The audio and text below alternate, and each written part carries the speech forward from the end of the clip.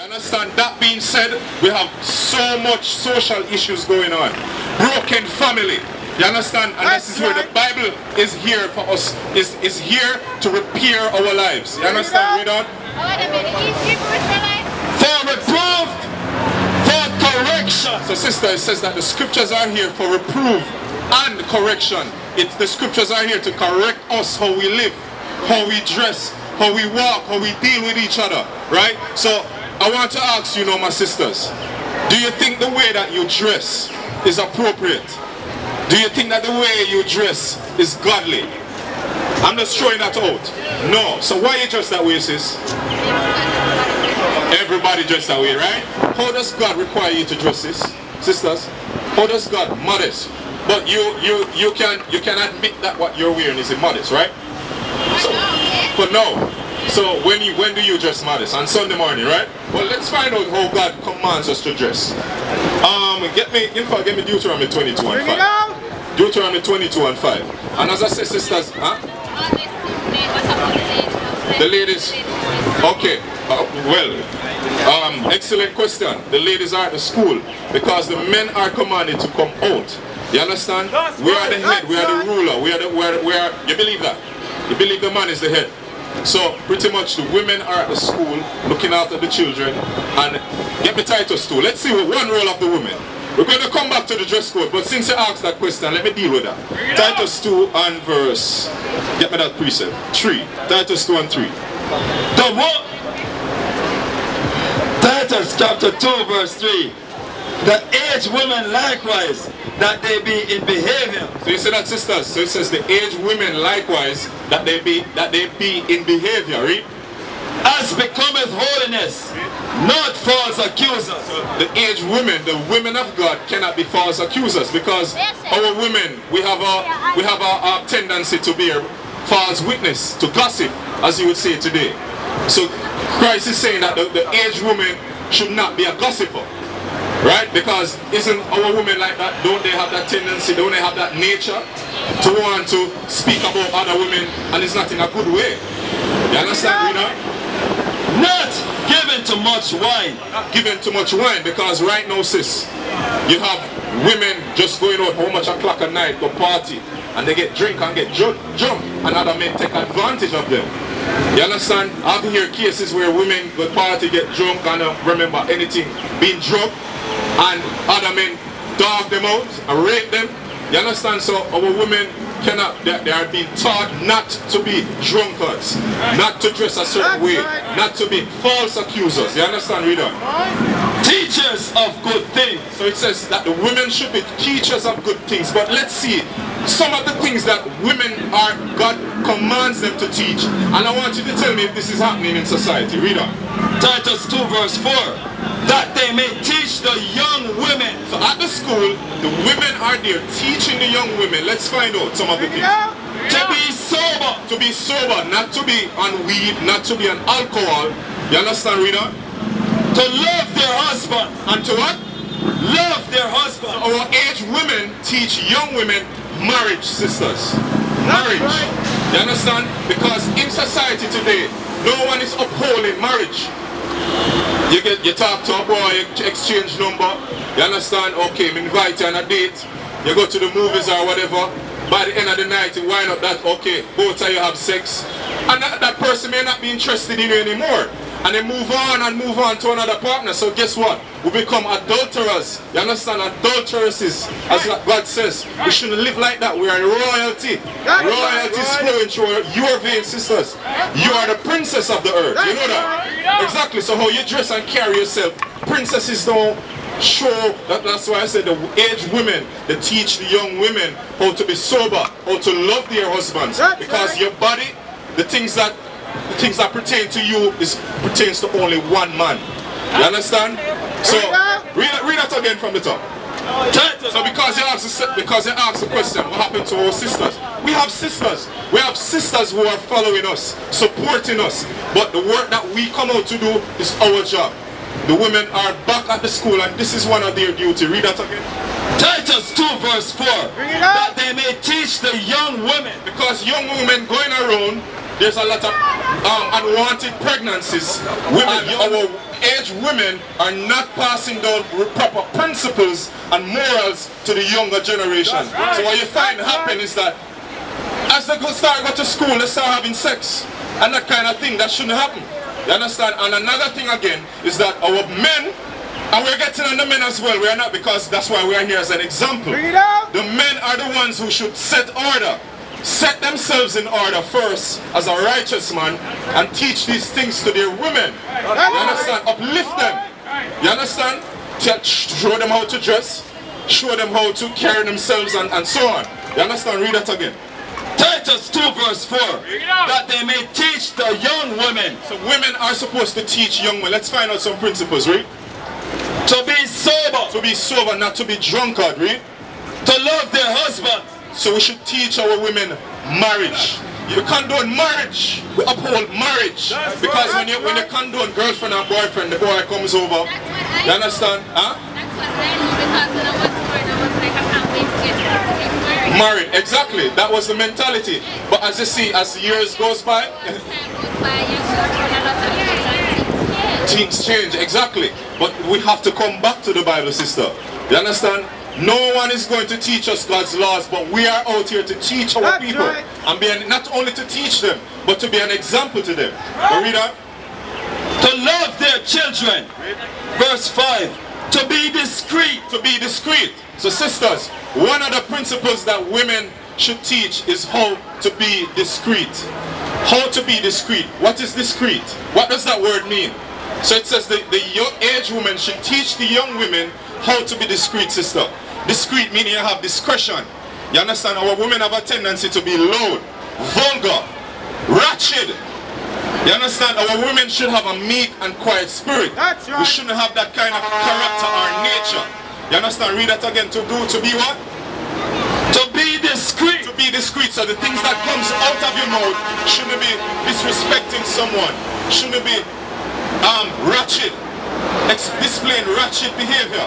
That's not the nature that our women should have. But we should have discretion in how we dress as well. So when we go out, we're not revealing everything to the public. Because my sister, right? My sisters, when they dress that manner in that way, my sisters right here, when they dress the type of way you dress, who will you attract? Man, you understand? And the man that you attract, what does that man do? Will that man see you as a wife? How will he see you? Exactly. And how? No, sister, you're being real. And the truth is the truth. Titus chapter 2 verse 5. To be discreet, chaste. So you see that? To be discreet, chaste. Women, our young daughters grow up being chaste. So the only man they have ever dealt with in their lifetime would be their husband. You understand? But nowadays, as the young girl start with school, as she turn 12 and start with school, she start have sex. She's not chaste. So winding down the man she gets married to, she have already passed through multiple men. We cannot have that. We have to break that cycle, sisters. We have to break that cycle, men. You understand? Guess what? We may not be wife material or husband material now, but guess what? We are working on it. You understand? And we men are not here to belittle our sisters. We are here to build them up. You understand? Get me Jeremiah 2 verse 21. I'm going to come back to the dress code. Jeremiah 2:21. Bring it out. Right? Get me that. Jeremiah 2:21. Jeremiah 22 verse 2:21. Jeremiah 2 verse 21.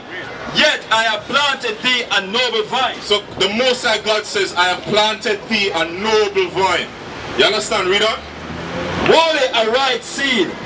How then art thou turned into the degenerate plant of a strange vine unto me? So it says, the Most High says we have turned as a degenerate plant. Have you ever seen a degenerate plant, sister? It's withered. You understand? It's not fruitful. That is how now we look, or we are to the Most High God. The Most High God said, no, I never make you like that. I never make my women, my righteous seed to be out here dressing, looking like that. Let's see how our women should dress and look. Because the book of 1 Timothy chapter 2 verse 9. In like manner also that women adorn themselves in modest apparel. So God says women should adorn themselves in modest apparel, meaning you're not dressing in a sexually provocative way. So when a man see you, all him can really look to want is sex. No, he should. If you notice, when men see women in dresses, what they call them? Lady or princess or modest, you understand? So it's like automatically once you wear a dress and you look modest, men is really going to have the respect for you. Because as a dress skimpy or you dress as attiring as a whore, men is going to want to just look at you as a whore. And they're just going to look to get sex. That's it. So slam bam and thank you, ma'am. That's the kind of thing. You understand, reader? With shamefacedness. So he said, with shamefacedness. So we cannot be ratchet women, or women cannot be ratchet. We should have respect. We shouldn't be up in the man's face. You understand? How we treat each other, we should have shamefaced, meaning shy. You understand that shy and meek spirit is? It's a wonderful spirit. You understand, reader? And sobriety. Not with braided hair or gold. It's not that it's not okay to set your hair and do your hair, make it look nice, but that shouldn't be the focus. You shouldn't look nice on the outside, but on the inside, you're corrupt. You understand, reader? Or pearls or costly array. Go to Deuteronomy 22 now and 5. Let me get to this. Deuteronomy 22 and 5. And sisters, what we have been bringing out, is this hate or love? This is love. We may come out strong, but it's not to belittle our people. Don't interpret our passion and how we teach as hate. It's not hate. You understand? That's because right. we could have been in the world doing all manner of evil, but we choose to spend time, study this Bible, apply it to our lives, and come out and build up our people. You understand, reader? Deuteronomy 22. Sister. Excuse me, I came on late, but I just wanted to find out, are you preaching to the women that how women should be? What about the men? Sure, sister, most definitely. We're going to touch on the men. No, I'm just realizing that you're talking about women and clothes. No, since we're on the topic of the women and she asks a question, I have to deal with that. Whether or not it's the man or the woman, if God's word is coming out about you, the women, you should just take note of that and apply it to yourselves. Deuteronomy 22 verse 5. The woman shall not wear that which pertaineth unto a man. So it says the woman should not wear that which pertaineth unto a man. So what clothing, article of clothing does woman? Huh? Alright, my sister. Alright. You understand? So it says we shouldn't cross dress. The woman should not wear pants. Huh? Underpants and boots. And even, you understand? And what? Let me show you something important. You may look at it as being trivial, but let me show you the effects and the important. It's a domino effect. You see, once you change your clothing, your spirit change as well. Because if a man, when he put on a dress, how will he walk? When the woman put on the pants, you may not notice it, but she tend to be low, youngster, spirit kind of thing. You understand? And I've heard men call it, and it's not in every case, sister. It's not in every case, but I've seen it, I've experienced that. But read on. So it says the woman should not what? Wear that which pertaineth unto a man. And we're going to prove that God is not sexist. But look, read on. Neither shall a man put on a woman's garment, for all that do so are abomination unto the Lord thy God. You see how God feels about that? Get me first Peter's 2 and 9. First Peter's 2 and 9. Because I've said it and now let me prove it. That you, our people, you are royalty. We're a product of, thank you sisters for your time. But you have a flyer, right? Okay, we have a school, just 5 minutes. So you can call and go online and check out our teaching. It's for free. We have free classes and everything, alright? Information is all on the flyer. Walk good. Read that. 1 Peter 2 verse 9. But ye are a chosen generation, a royal priesthood. What is royal, sister? Huh? That's like how you dress. How I look? Look royal. That's right. A woman who looks royal, how does she dress? A woman who looks royal, how does she dress? How does she look? Head wrap, lovely earrings. You understand? She have on a little girdle, she have on a little chain and that kind of thing. That's royalty. You understand, reader? An holy nation, a peculiar people. Peculiar people, that mean how you carry yourself and dress shouldn't be off-world dresses. Contrary to what the world does. You understand, reader? That ye should show forth the praises of him who hath called you out of darkness into his marvelous light. To his marvelous commandments. Verse 29. Do not prostitute thy daughter to cause her to be a whore, lest the land fall to whoredom, and the land become full of wickedness. So look at this now, sis. So it says, do not prostitute, or we shouldn't prostitute. And I'm saying we, because I'm not just pointing you out only. I'm speaking for everyone. So it says we shouldn't prostitute our daughters and cause them to be a whore. How would we do that? How do we prostitute our daughters? By how we dress them. By how we dress them. Thank you very much, sister. Give the sister a round of applause. By how we dress them. So, how they should look leaving the house shouldn't be that, because don't you have pedophiles around? Yes. So you shouldn't be dressing them in a sexually provocative way. And they shouldn't be dressing in short skirt and short pants and that kind of thing. They should wear dresses as princesses, right, sis? Princesses. You're a princess, right? You're a princess, and your sister right here also, you're a princess, right? Alright, so how we dress, because when you look on the TV, when you look at how they portray our women, how do they look on the posters? Naked. You understand? So when these young women look at them, they would want to dress like them, but you have to show them and teach them, no, that's not being a princess. You understand? You have to put on clothes, you have to dress them modest. You understand, sis? Does that make sense, right? It makes sense. So now get me Numbers 15. Numbers 15. You understand that so far, Mo? That's right. So Numbers 15:38 as well. So these are the Most High gives us our own culture, our own fashion, our own dress code, our own diet. You understand? Because he knows why he says don't eat certain foods. Because as a result of us eating certain foods cause sicknesses, defiling our body. Smoking, you understand, defiles our body. Eating unclean meat defiles our body. That's why if we have our people catching gout, you understand, elephantitis is a result of eating unclean food. High cholesterol, you understand? So God knows why he says don't eat any kind of food. Don't put any junk in your body, like pork, shrimp and crab and lobster. Those things are high in cholesterol. Those things are scavengers on the earth. You understand, sis? Read on. Numbers 15 verse 38. Speak unto the children of Israel. So my sister right here, do you know that you're an Israelite? You're an Israelite. You are the chosen people. That royal priesthood and that holy nation is referring to the Israelites. So we come out to teach our people that they are the Israelites. Read on.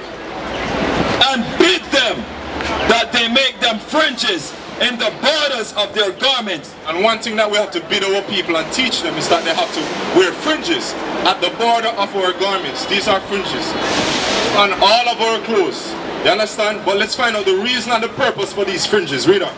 Throughout their generations. So one generation, another generation, you are one generation, sis. They are another generation. So we should teach them to our generation. So whatever you learn and you are applying, you teach them. And when they grow up and become mothers and wives, they should teach their children as well. And it goes on and on, so the cycle don't break. Because guess what? What breaks our cycle? That we are not, as our forefathers in the Bible, is slavery. Slavery, we are a product of slavery. And how our people are today is because of slavery. And we don't teach about slavery. And we don't know why we come here in slavery. You finish that? Read on. And that they put upon the fringe of the borders a ribbon of blue. A ribbon of blue. So we're demonstrating it. We're not just telling you to do it. We are demonstrating it to you. Read on. Verse 39. And it shall be unto you for a fringe, that ye may look upon it, and remember all the commandments of the Lord, and do them. So you see that, sis? This is the reason why we put the fringes on, so we can remember the commandments. And give me Deuteronomy 28 now, and verse 15. Do you know that why we came here in slavery, sis? Let's prove. Because we came and we were enslaved for 400 years. Many atrocities was done to us.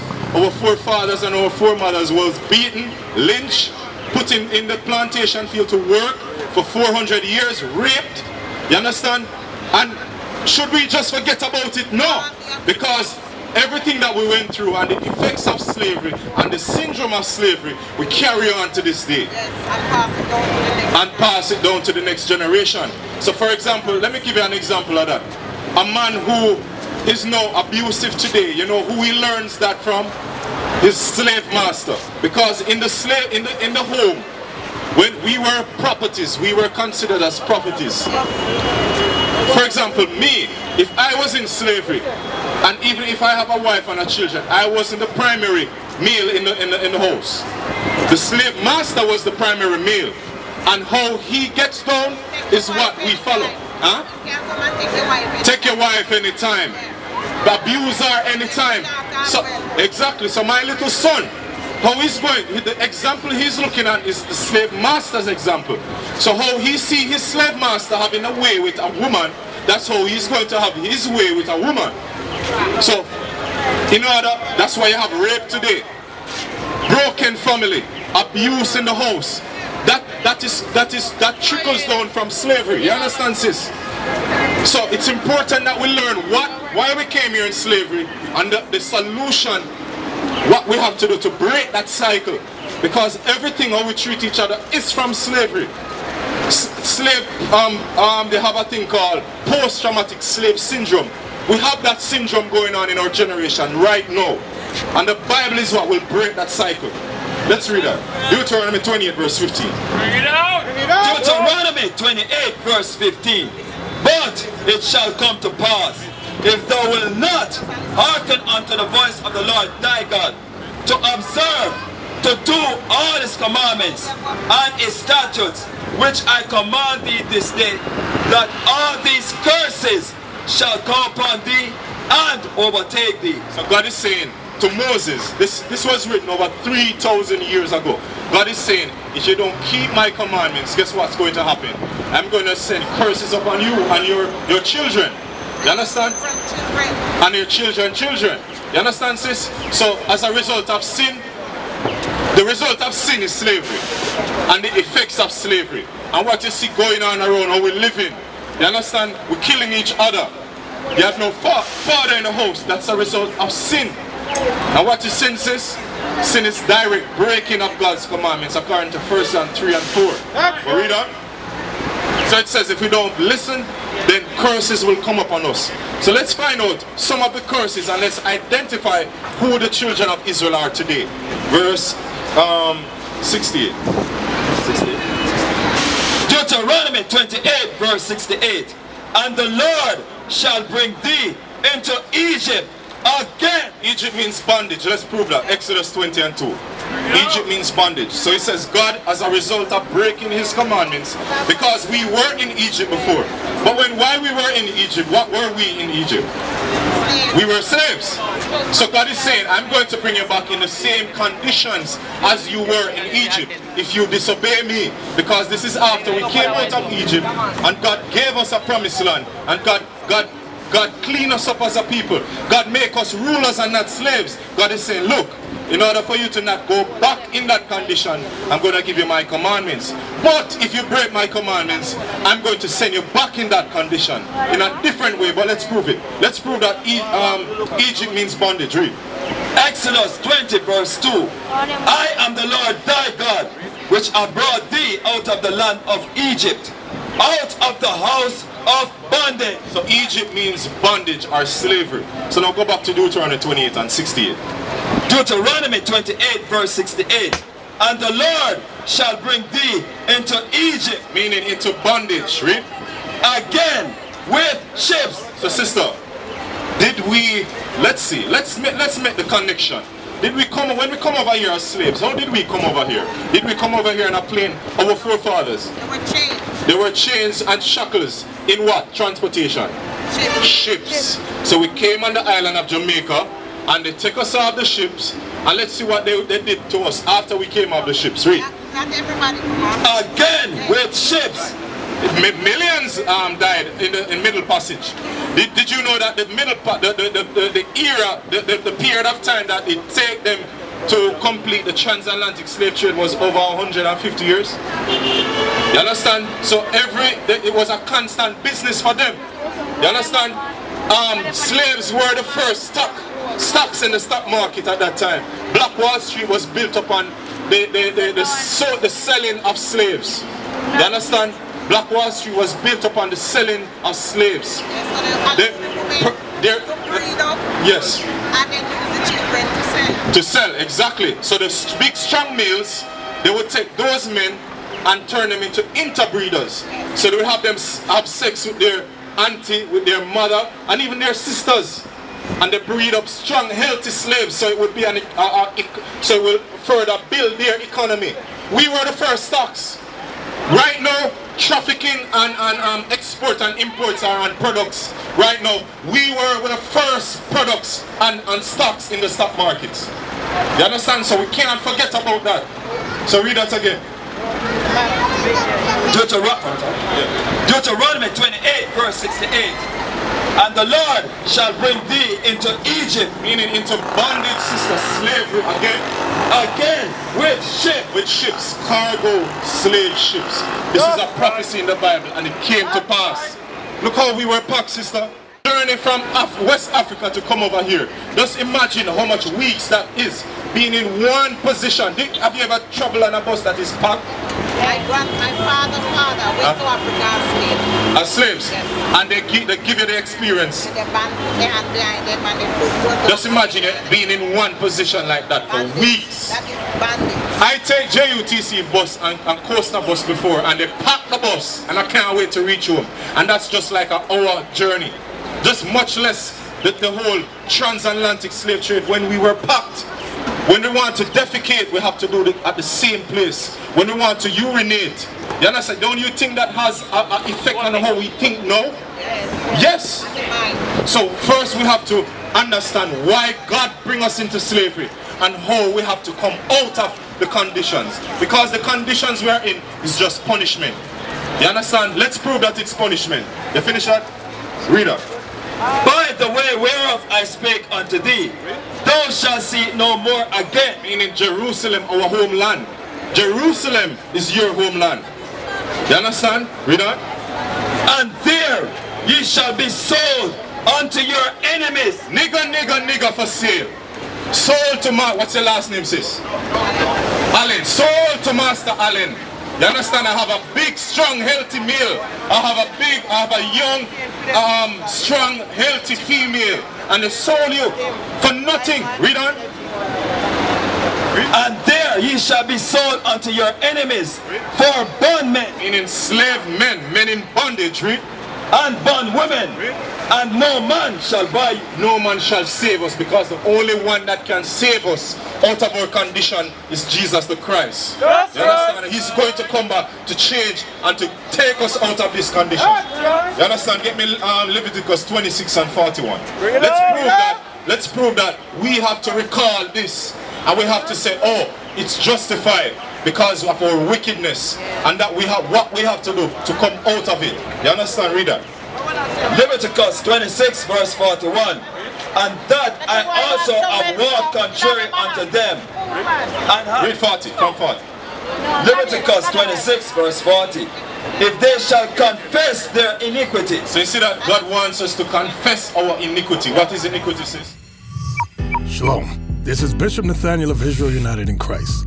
Please subscribe to our YouTube channels. Stay up to date with our latest events, music, and classroom lessons.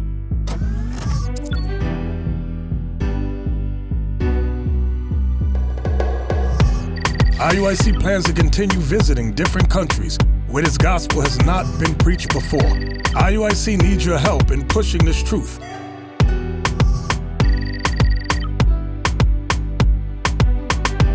So join us. Subscribe to our Instagram, Facebook, Twitter, and podcasts, and stay up to date with us.